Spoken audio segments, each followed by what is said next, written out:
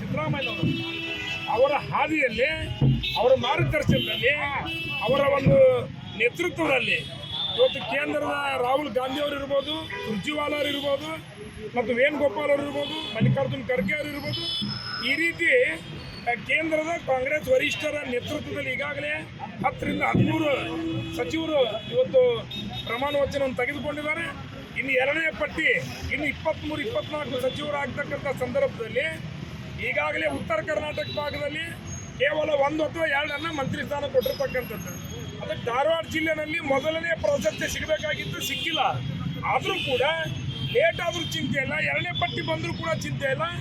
ಈ ಭಾಗದ ಕಾರ್ಮಿಕ ಮಂತ್ರಿಗಳು ಮತ್ತು ಸಮಸ್ತ ಧಾರವಾಡ ಜಿಲ್ಲೆಯ ಸಮಸ್ತ ನಾಗರಿಕರ ಬಡವರ ಬಂದು ಯಾವಾಗಲೂ ಜನರ ನಾಡಿ ಮಿಡಿತಾಗಿರ್ತಕ್ಕಂಥ ಸಂತೋಷ್ ಲಾಡ್ ಅವರಿಗೆ ಮೊದಲನೇ ಪಟ್ಟಿಯಲ್ಲಿ ಸಚಿವ ಸ್ಥಾನ ಸಿಗ್ತೈತೆ ಅಂತಕ್ಕಂಥ ವಿಶ್ವಾಸ ನಮಗಿತ್ತು.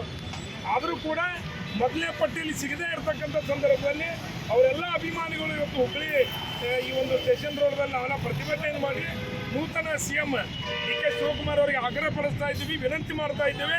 ಇಡೀ ಉತ್ತರ ಕರ್ನಾಟಕ ಭಾಗದ ಕೇಂದ್ರದಿಂದ ಹುಬ್ಬಳ್ಳಿ ಈ ನಗರದಿಂದ ದಯವಿಟ್ಟು ತಾವೇನೈತಲ್ಲ ಸನ್ಮಾನ್ಯ ಸಂತೋಷ್ ಲಾಡ್ ಅವರಿಗೆ ಸಚಿವ ಸ್ಥಾನವನ್ನು ಕೊಡಬೇಕು. ಇನ್ನು ಕಾರ್ಮಿಕ ಮಂತ್ರಿಯನ್ನಾಗಿ ಮಾಡಿದ್ರು ಅವರಿಗೆ. ಆದರೆ ಈ ಸಲ ಅವರು ಉತ್ತಮವಾಗಿ ಕೆಲಸ ಮಾಡೋದ್ರಿಂದ ಎಲ್ಲ ಇಲಾಖೆಗಳಿಗೆ ಒಂದು ಭಾಳ ದೇಶ ವಿದೇಶಗಳ ಒಂದು ಸಂಪೂರ್ಣವಾದಂಥ ಮಾಹಿತಿ ಅವ್ರಿಗೆ ಇರೋದ್ರಿಂದ ಅವ್ರಿಗೆ ಇನ್ನೂ ಉನ್ನತ ಮಟ್ಟವಾದಂಥ ಒಂದು ಖಾತೆಗಳನ್ನು ನೀಡಿ ಈ ಸಮಗ್ರ ಧಾರವಾಡ ಜಿಲ್ಲೆಯ ಉತ್ತರ ಕರ್ನಾಟಕ ಭಾಗದಲ್ಲಿ ಒಂದು ಕಳಸಾ ಬಂಡೂರಿ ಇರ್ಬೋದು, 5 ವಿಮಾನ ನಿಲ್ದಾಣಗಳಿರ್ಬೋದು, ಜ್ವಲಂತ ಸಮಸ್ಯೆಗಳಿಗೆ ಪ್ರತ್ಯೇಕ ಧಾರವಾಡ ಮಹಾನಗರ ಪಾಲಿಕೆ ಇರ್ಬೋದು, ಈ ರೀತಿ ನಗರದಲ್ಲಿ ಫ್ಲೈಓವರ್ ಕೆಲಸ ಕಾರ್ಯಗಳಿರ್ಬೋದು, ಈ ರೀತಿ ಉತ್ತರ ಕರ್ನಾಟಕ ಭಾಗದ ಕೇಂದ್ರ ಒಂದು ಹುಬ್ಬಳ್ಳಿ ಈ ಭಾಗ ಇವತ್ತು ಅಭಿವೃದ್ಧಿ ಆಗ್ಬೇಕಂದ್ರೆ ಒಬ್ಬ ಸಂತೋಷ್ ಲಾಡ್ದಂಥ ಮಂತ್ರಿಗಳು ಇದಕ್ಕೆ ಇರಬೇಕು ಅಂತಕ್ಕಂಥದ್ದು. ಇದ್ರ ಜೊತೆ ಇನ್ನೂ 1-2 ಮಂತ್ರಿ ಸ್ಥಾನ ಜಾಸ್ತಿ ಕೊಟ್ಟಾದ್ರೂ ಚಿಂತೆ ಇಲ್ಲ. ಒಟ್ಟಾರೆಯಾಗಿ ಉತ್ತರ ಕರ್ನಾಟಕ ಭಾಗಕ್ಕೆ ಮಂತ್ರಿ ಸ್ಥಾನಗಳನ್ನ ಇಮಿಡಿಯೇಟ್ಲಿ ಸಂತೋಷ್ ಲಾಡ್ ಕೊಡ್ಬೇಕಂತೇಳಿ ಎಲ್ಲ ಅಭಿಮಾನಿಗಳ ಪರವಾಗಿ ನಾನು ವಿನಂತಿ ಮಾಡ್ತಾ ಇದ್ದೇನೆ.